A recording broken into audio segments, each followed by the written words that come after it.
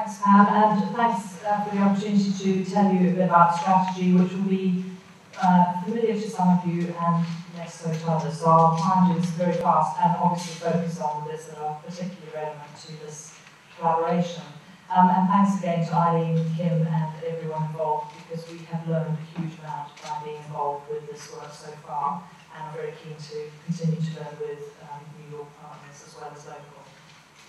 The cover of our strategy is about people being active in open spaces, so we're not just making up the fact that we really are very, very interested in this issue.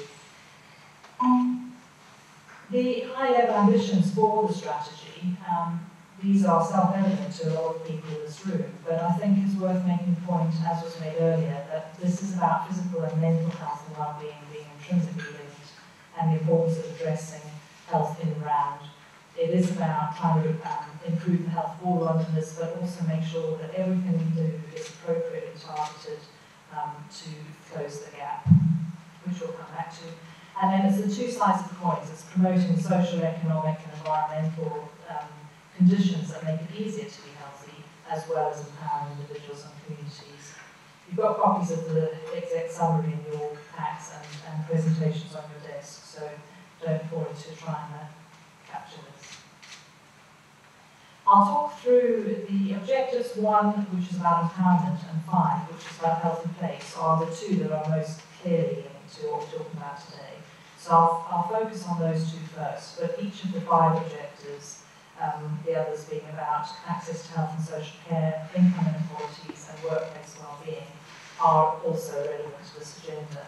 And of course, the collaboration is focused on childhood obesity, which we are very, very interested in, but a lot of the recommendations and action in the report will, we hope, lead to improvements across the life course. And we've got knowledge and learning as a cross-cutting theme that underpins all of the work in the strategy. So again, the collaboration is an example of our approach to that, and I'll finish at the end about how we hope to progress that. We all know about this, the challenge of getting people to adopt healthier behaviours and achieve healthier outcomes, both in the short term in terms of their day-to-day well-being in London, and longer term in terms of their healthy life expectancy. This is adapted from the old WHO one. It's a useful illustration, we think, because it just captures the fact that when we're urging people to be healthier, the more that they have issues around poverty, insecure accommodation, stigma, lack of good work, stacking up against them, the harder it is to make those individual changes. So the challenge to us in this room, and very much reflected in the NES approach to the health and quality strategy, is to try to both empower the person or people or communities striving for better health and well-being, because we do believe most people want good health for themselves, their families, their neighbours, their communities, but also levelling out that gradient so that it's easier to achieve that. And we, between us in the room, we are extremely well placed to take action on virtually all of the determinants, as well as working with and for communities to empower them. And just important to keep the focus on both inequalities of place, which we've heard a lot about, and in fact a lot of the data are at describing, and inequalities between communities of identity or interest, which is not always as well captured in the routine data or published research. So the first one is about empowerment. I'm not going to read through all the actions, because I'm sure you can do that. But very much the whole approach to the development of the strategy, and we hope to its long-term delivery, is about working with people and acknowledging that health is not something you can impose on people. So very much focused on working alongside and learning from with our diverse communities in London about what works for them. And just thinking about the wealth of experience, lived experience in London and New York, different ethnic minority communities, different cultural approaches to food, different intergenerational relationships. We have a huge amount to learn from and with each other about what works within communities. At the very beginning of developing the strategy, which was a while ago now, we went out to communities and some community organisations, some of you in this room would have responded, telling us what you think matters in terms of the well-being in its broadest sense of the communities you're part of or work with. And that has hugely enriched the strategy all the way through. And we will continue that commitment to learning both from rigorous evaluation and research, but also the lived experience of Londoners as stakeholders, all of which help us do the reality check as well as the rigour in policy making. And we've set up something called Community Voices for Health, together with the London Health Commission and London Empowerment Partnership, which is about facilitating an ongoing dialogue with community groups as the strategy develops and as it rolls out.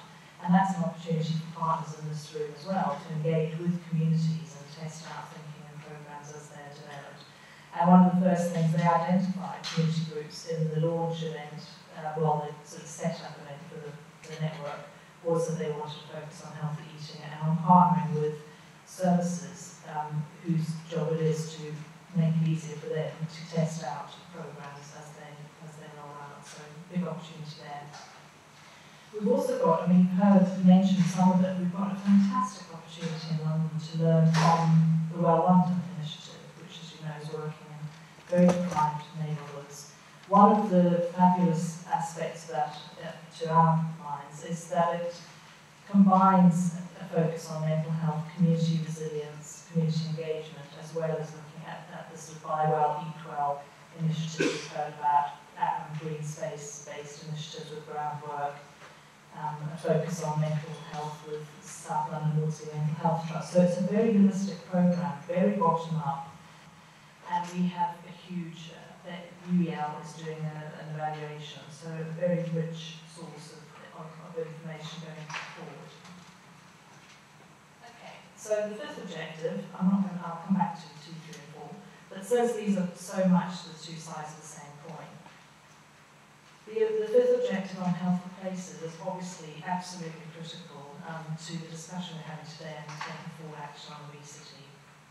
So we want to empower people, as you've heard, with a whole range of initiatives, including far better information, advice, support, where and when they need it, in ways that are accessible and appropriate.